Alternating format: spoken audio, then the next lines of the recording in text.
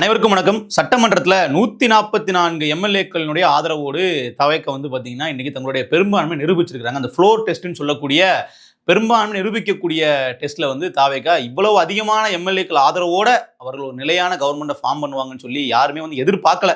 இதற்கு காரணம்லாம் யாரு? தாவேகா இந்த ஃப்ளோர் டெஸ்ட்டுக்கு முன்னாடி ஆதரவு கேட்டுக்கொண்டிருந்த விசிகா, கம்யூனிஸ்டுகள், ஐஓஎம்எல் போன்ற கட்சிகளா அப்படின்னு கேட்டீங்கன்னா இல்லை. அதிமுக அப்படிங்கிற ஒரு கட்சி 25 எம்எல்ஏக்கள் தாவேகாக்கு ஆதரவு கொடுத்துருக்காங்க. 25 பேரும் அதிமுகவினுடைய பொதுச் செயலாளர் எடப்பாடி பழனிசாமி அவர்களே உத்தரவின் பேரில் கொடுத்தாங்களான்னு பார்த்தீங்கன்னா இல்லை. அவர் பொதுச் செயலாளராகவே இருக்கக்கூடாது, பொதுச் செயலாளர் பதவியிலிருந்து ராஜினாமா பண்ணணும்னு சொல்லி அவருக்கு எதிராக எஸ்பி வேலுமணி தலைமையில் திரண்டு விஜய் அவர்களுக்கு ஆதரவை இவ்வளவு தூரம் அள்ளி கொடுத்துருக்காங்க. ஸோ இனிமேல் விஜய் அவர்கள் எதற்குமே பயப்பட தேவையில்ல. ஆட்சி கவிழ்ந்துருமோ, எந்த நேரம் வேணாலும் ஆட்சி மாறலாம் அப்படிங்கிற மாதிரியான ஒரு பதட்டத்தில் ஆட்சி பண்ண வேண்டிய அவசியம் இல்லை. அப்போ இதில் அதிமுக கிளீனாக ரெண்டா ஸ்பிளிட் ஆயிருக்குன்னு சொல்லலாம். ஸ்பிளிட் ஆகுது அப்படிங்கிறத விட ஒரு பெரும்பான்மை தரப்பு அதிமுகல இருந்து அப்படியே தாவேகாவுக்கு மூவ் ஆகிறாங்க அப்படிங்கிற மாதிரி தான் இது கணக்கு. ஏன்னா இப்போதைக்கு அதிமுகவினுடைய பொதுச் செயலாளர் எடப்பாடி அவர்கள் எதிர்த்து வாக்களித்திருக்கிறாரு. அவருக்கு சாதகமாக 22 எம்எல்ஏக்கள் தான் கூட நின்றுக்கிறாங்க. மீதமுள்ள 25 எம்எல்ஏக்கள் பார்த்தீங்கன்னா எஸ்பி வேலுமணி அவர்கள் தலைமையில தாவேகாவுக்கு ஆதரவை கொடுத்துக்கிறாங்க. ஏன் ஆதரவு கொடுத்தாங்க? மக்கள் தீர்ப்பு தாவேகாவுக்கு சாதகமா இருக்கு, அதனால மக்கள் பக்கம் நாங்கள் நிற்க போறோம் அப்படின்னு அவர்கள் சட்டமன்றத்தில் பேசினதோ இல்லை வெளியே பேட்டி கொடுத்ததோ அந்த காரணங்கள்லாம் இல்லை. மாறாக தாவேகா அவர்களுக்கு தரமான பல ஆஃபர்களை கொடுத்துருக்காங்க. வாரிய தலைவர்கள் இருந்து அமைச்சர் பதவி வரைக்கும் அப்படியே அள்ளி கொடுத்ததனுடைய விளைவுதான் இன்றைக்கு இந்த ஆதரவு அவர்கள் மொத்தமாக கொடுத்துருக்காங்க. என்ன அப்படின்னா, இந்த பிரச்சனைலாம் ஆரம்பிச்சது அப்படிங்கிறது நேற்று இன்றைக்கு இல்லை, சமீப காலமாக இல்லை. கிட்டத்தட்ட தமிழக வெற்றி கழகம் தேர்தலுக்கு முன்னாடி கூட்டணி பேச்சுவார்த்தை நடந்த போதே இந்த ஸ்பிளிட்டுக்கான ஒரு பேஸ் போடப்பட்டிருக்கு.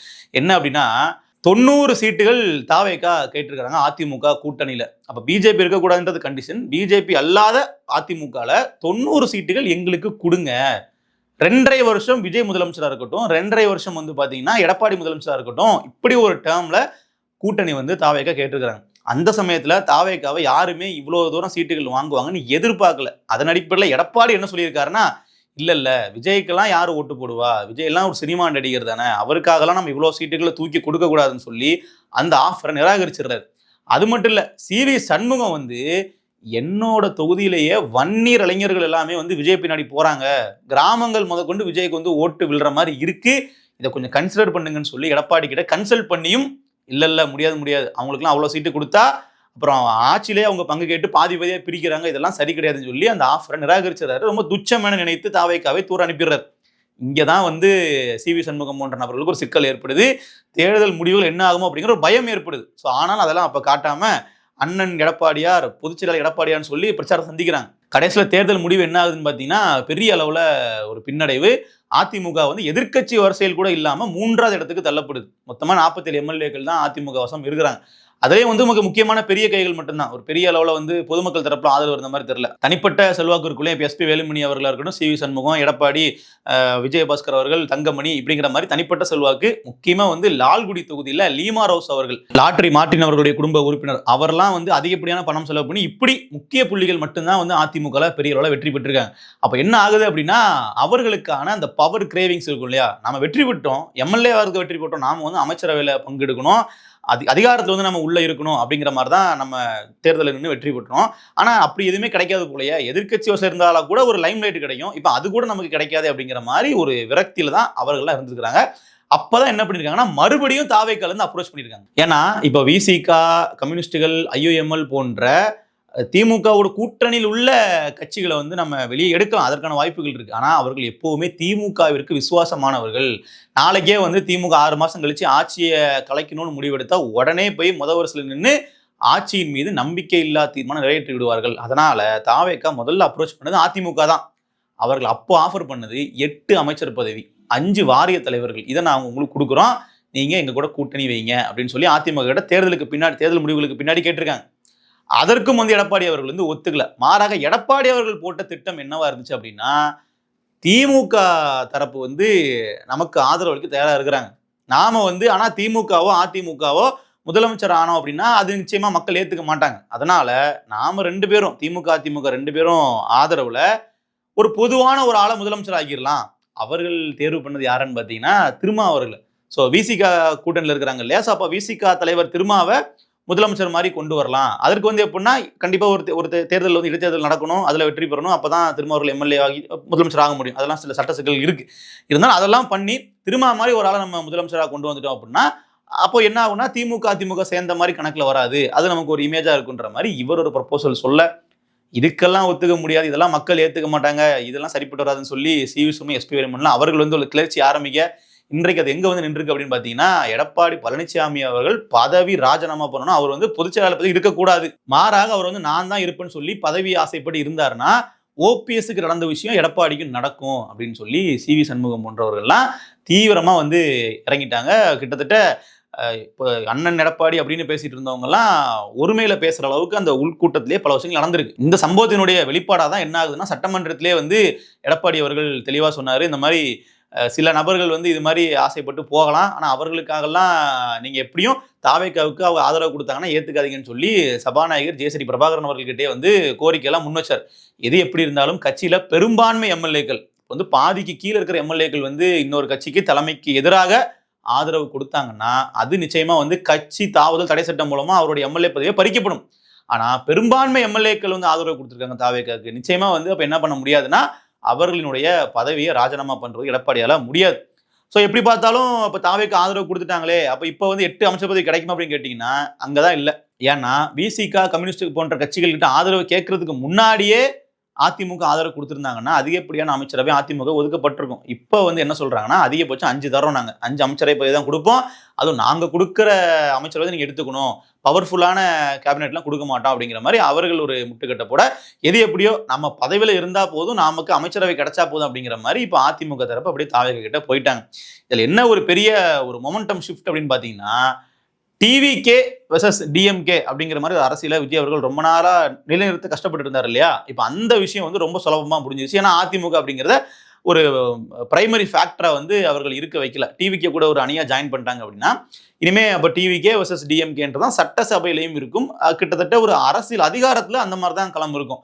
இப்போ இதற்கப்புறம் நாம் தமிழர் போன்ற கட்சிகள் வந்து நிச்சயமா டிவிகேக்கு எதிராக ஒரு மிகப்பெரிய அரசியலை வந்து முன்னெடுப்பாங்க, அது இன்னும் உடனே நடக்காது, சில மாதங்களுக்கு பின்னாடி நடக்கும். அப்போ களத்துல வந்து பாத்தீங்கன்னா ஒரு கருத்தியல் ரீதியாக ஒரு சண்டை நடக்கும்லாம் தனி, அதெல்லாம் தனி. சட்டமன்றத்துல வந்து இப்போ இன்னைக்கே நம்ம பார்த்துருப்போம், உதயநிதி வந்து நேரடியா விஜய் அவர்களை பத்தி என்னென்ன கேள்விகள்லாம் வந்து கேட்டாரு, விஜய் அவர்கள் கொடுத்த விமர்சனம் ஒரு வைக்கிறதுலாம் வந்து பாத்தீங்கன்னா சட்டமன்ற எதிர்க்கட்சி தலைவராக உதயநிதிக்கு ஒரு பெரிய பூஸ்ட் தான். ஸோ அந்த வகையில வந்து நாளைக்கு வந்து அதிமுகவினுடைய முன்னாள் அமைச்சர்களும் தாவேக்கா கூட கூட்டணி வச்சு அமைச்சர்களா மாறிட்டாங்க அப்படின்னா அந்த களம் வந்து அப்படியே அந்த ஏடிஎம்கே ரீப்ளேஸ் பண்ணிட்டு அந்த இடத்துல டிவிக்கு வந்துட்டாங்க, அதுவும் ஆட்சியில இருக்கிறாங்க அப்படிங்கிற ஒரு பார்வை தான் மக்கள் மத்தியில ஏற்படுத்தும். இதுல வந்து எடப்பாடி அவர்களினுடைய அந்த அடுத்த கட்ட அரசியல் என்னவா இருக்கும் அப்படிங்கிறது மிகப்பெரிய கேள்விக்குறி. காரணம் என்னன்னா எடப்பாடி டெல்லி பாஜக தரப்பு இருக்கு இல்லையா, அவர்கள்கிட்டயுமே வந்து ஒரு பகையை தான் வளர்த்து வச்சிருக்காரு. ஏன்னா அவர் வந்து அவர்களோட டேர்ம்ஸ்க்குலாம் ஒத்துக்கல. நீங்க சீட்டு பங்கீடு குறித்த விஷயங்கள்லாம் பார்த்தோம்னா தெரியும், முழுக்க முழுக்க திமுக அமைச்சர்கள் தொகுதியில கூட்டணி கட்சிகளுக்கு இடம் ஒதுக்கி கொடுத்தவர் எடப்பாடி அவர்கள். அதாவது இன்னைக்கு பாஜக வந்து 28 இடங்கள் வாங்கியும் ஒரே ஒரு இடம் தான் அவர்கள் வந்து வெற்றி பெற்றிருக்காங்க அப்படின்னா அதுக்கு என்ன அர்த்தம்னு யோசிச்சு பாருங்க. கிட்டத்தட்ட பாஜகவுக்கு அதிமுக தலைமை ஒதுக்கிய இடங்கள் அத்தனையுமே வந்து செல்லா காசு மாறின இடங்கள் தான், அங்கெல்லாம் வந்து யாராலும் ஜெயிக்கவே முடியாது அப்படிங்கிறத தான் ஒதுக்கி கொடுத்ததே.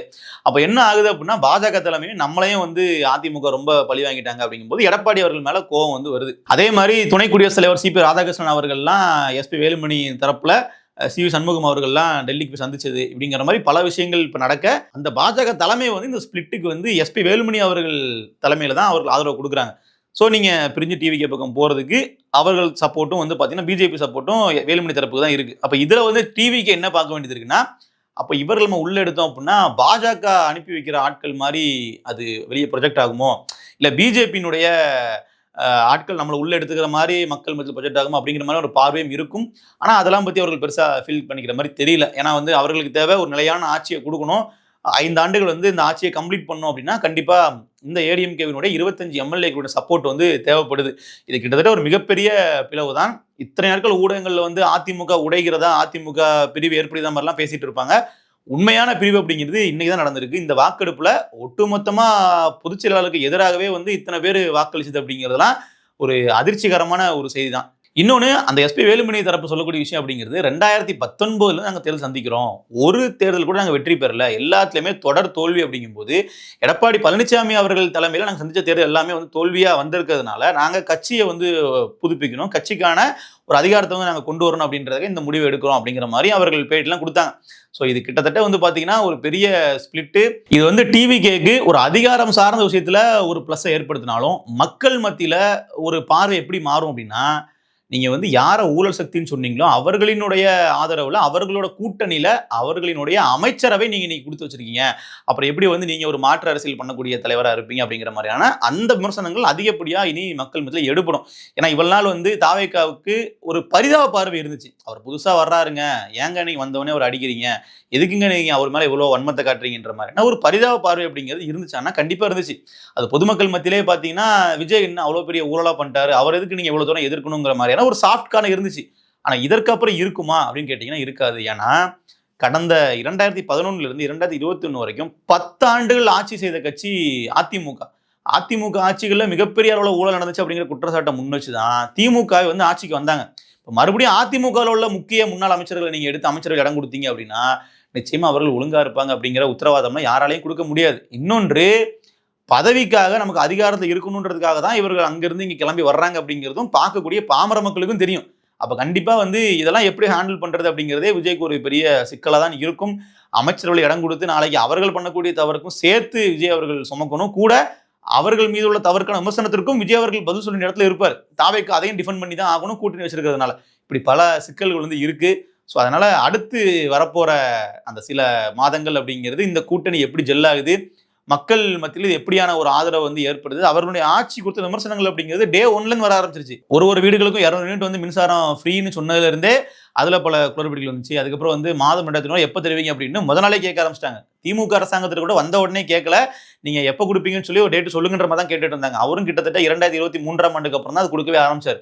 ஆனா தாவேக்கால வந்து பாத்தீங்கன்னா முதல் நாள்ல இருந்து கேட்க ஆரம்பிச்சிட்டாங்க. காரணம் என்னன்னா மாதம் மக்களுக்கு 1000 ரூபாய் போயிட்டு இருந்துச்சு இல்லையா, அது எங்களுக்கு எப்போ வரும், எங்களுக்கு ஏற்கனவே வந்துட்டு இருந்த காசு வருமாங்கிற மாதிரி ஒரு கேள்வி. இன்னைக்கு சட்டமன்றத்தில் கேள்வியை முன்வைக்கும் போது விஜய் அவர்கள் சொன்னது பழைய திட்டங்கள் அது மாதிரி நடைமுறையில் அப்படியே இருக்கும், நாங்கள் எதுலையுமே மாற்றம் பண்ணலங்கிற மாதிரி சொல்லிட்டாப்புல. அதனால அந்த 1000 ரூபாய் வருவதிலையோ இல்லை இலவச பேருந்துகள் திட்டத்திலேயோ இந்த மாதிரி புதுமை பெண் முதல்வன் திட்டம் இது மாதிரி எந்த திட்டங்களையுமே நிறுத்தப்படாது அப்படிங்கிற ஒரு முடிவுக்கு நம்ம வரலாம்.